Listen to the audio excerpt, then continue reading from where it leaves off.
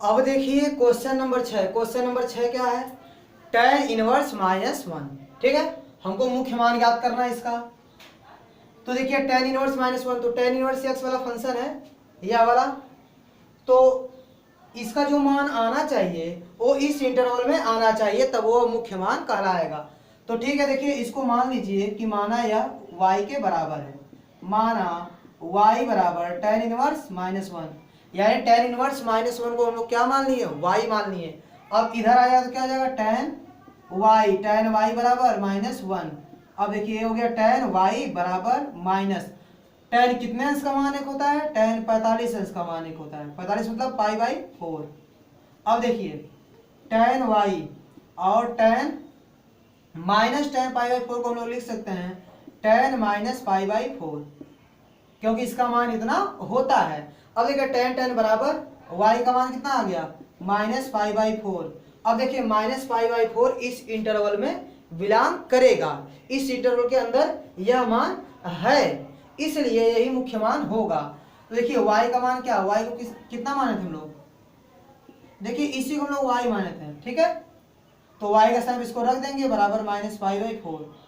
ठीक है, यह इस इंटरवल में बिलोंग कर रहा है, इसलिए tan इनवर्स -1 का मुख्य मान -π/4 होगा। ऐसे भी लिख सकते हैं कि tan इनवर्स -1 का मुख्य मान कितना होगा? -π/4। तो यही आंसर हो जाएगा आपका।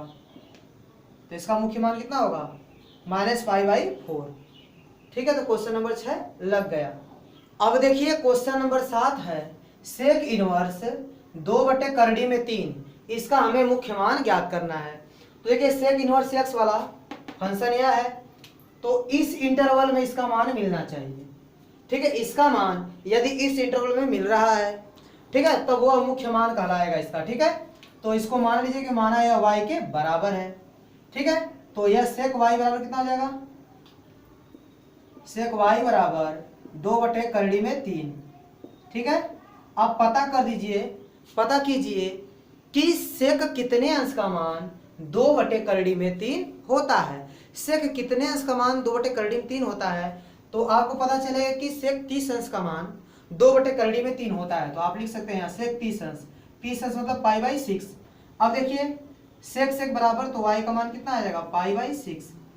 अब देखिए जो π/6 है वह इस इंटरवल में आएगा, इसलिए यही मुख्य मान होगा इसका। तो y के साथ क्या रख सकते हैं हम लोग? सेक इनवर्स 2/√3 बराबर कितना आ गया? π/6। तो सेक इनवर्स 2/√3 का मुख्य मान क्या होगा? π/6। या ऐसे भी लिख सकते हैं सेक इनवर्स 2/3 का मुख्य मान π/6 है। ऐसे भी लिख सकते हैं आप। ठीक है, यही मुख्य मान है। सभी क्वेश्चन में ऐसे लिख सकते हैं, जो पीछे सब क्वेश्चन लगा है उसमें आप लिख सकते हैं सेक इनवर्स 2/3 का मुख्य मान π/6 है, या सेक इनवर्स 2/3 का मुख्य मान इज इक्वल टू π/6। ठीक है, तो इस तरह आप लिख सकते हैं। 7वां क्वेश्चन भी लग गया। अब देखिए क्वेश्चन नंबर 8 है काट इनवर्स √3। तो कास इनवर्स √3 का मुख्य मान ज्ञात करना है। देखिए जो काट इनवर्स x वाला ग्राफ है, ठीक है, उसका परिसर कितना है? यह है। तो इसका मान इस इंटरवल में आना चाहिए। ठीक है, तो इसको हल कीजिए, माना यह y के बराबर है, तो कितना आ जाएगा? काट y बराबर √3। ठीक है, यह हो गया काट y। अब बताइए काट कितने अंश का मान? काट कितने अंश का मान करड़ी में 3 होता है? तो काट 30 अंश का मान मतलब π/6। काट 30 अंश का मान करड़ी में 3 होगा। ठीक है, अब देखिए काट काट बराबर, तो y का मान कितना आ गया? π/6। अब जो π/6 है वह इस इंटरवल में बिलोंग करता है, इसलिए यही इसका मुख्य मान होगा। तो y के स्थान पर क्या रख सकते हैं हम लोग? काट इनवर्स √3 बराबर π/6। ठीक है, यही मुख्य मान होगा, इसलिए लिख सकते हैं, इसलिए ठीक है, यह बिलोंग कर रहा है, किस इंटरवल में बिलोंग कर रहा है इतना भी लिख सकते हैं आप लोग। ठीक है, इसे बिलोंग कर रहा है, इसलिए काट इनवर्स √3 का मुख्य मान π/6 है। ठीक है, इस तरह आप लोग लिख सकते हैं। ठीक है, इंटरवल में बिलोंग कर रहा है, दिखा भी सकते हैं। तो क्वेश्चन नंबर 8 भी लग गया। अब देखिए क्वेश्चन नंबर 9 है, इसको आप मान लीजिए y के बराबर, ठीक है। इसका मुख्य मान ज्ञात करना है।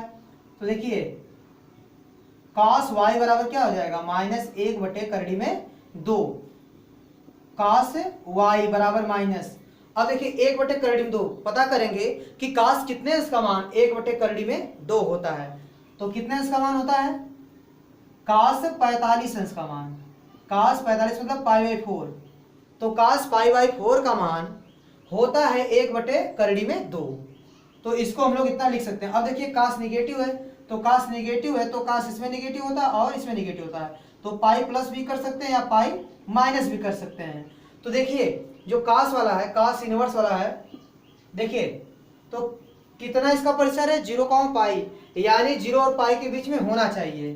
तो ये 0 है, यहाँ तक आएगा तो पाई, तो इसके बीच में होना चाहिए, मतलब पाई प्लस नहीं करेंगे, पाई माइनस करेंगे, 2 से चतुर्थांश में जाएंगे तो ठीक रहेगा, क्योंकि इस इंटरवल में तो मान मिलेगा। तो आप पाई माइनस इसको कर सकते हैं, cos y बराबर cos, इसको लिख सकते हैं पाई माइनस π/4, ठीक है, पाई माइनस π/4। इसको हल करेंगे तो यह मिल जाएगा आपको। अब देखिए तो यह हो गया cos y बराबर cos, देखिए 4 माइनस पाई तो आएगा 3π/4। अब देखिए y बराबर कितना आ गया, 3π/4। y को क्या माने आप, मतलब इसको हम लोग y माने तो y के साथ इतना रख सकते हैं, क्या, cos इनवर्स -1/2 बराबर कितना आ गया, 3π/4। यह 3π/4 इसमें बिलोंग कर रहा है, क्लोज इंटरवल 0, पाई में बिलोंग कर रहा है, इसका मतलब यह मुख्य मान होगा। इसलिए cos इनवर्स -1/2 का मुख्य मान 3π/4 है, ठीक है। इसका मुख्य मान कितना है, 3π/4। अब देखिए क्वेश्चन नंबर 10 है, कोसेक इनवर्स -√2। तो देखिए कोसेक इनवर्स वाला फंक्शन यह है, तो इसका जो मान है वह इस इंटरवल में बिलोंग करना चाहिए, तो वही क्या होगा, इसका मुख्य मान होगा। तो मान लीजिए कि यह y के बराबर है, ठीक है। अब इसको इधर भेज दीजिए तो कितना हो जाएगा, कोसेक y बराबर -√2। तो ये हो गया आपका कोसेक y बराबर माइनस, पता कीजिए कि कोसेक कितने अंश का मान √2 होता है, तो कोसेक 45 अंश का मान √2 होता है, 45 मतलब π/4। अब देखिए लिख सकते हैं, देखिए कोसेक y बराबर कोसेक -π/4। अब देखिए तुलना कीजिए तो y का मान आएगा -π/4 और -π/4 इस इंटरवल में बिलोंग करेगा, ठीक है। तो y के स्थान में क्या लिख सकते हैं हम लोग, कोसेक इनवर्स -√2 बराबर -π/4। तो जो यह मान आया है वह इस इंटरवल में बिलोंग कर रहा है, देखिए इस सेट में बिलोंग कर रहा है, इसलिए यह इसका मुख्य मान होगा, क्योंकि इसके परिसर में आ रहा है, ठीक है। तो इसलिए कोसेक इनवर्स -√2 का मुख्य मान कितना है, -π/4 है, तो मुख्य मान कितना होगा, -π/4 है, ठीक है। तो यह क्वेश्चन 10वां इस प्रकार लग जाएगा।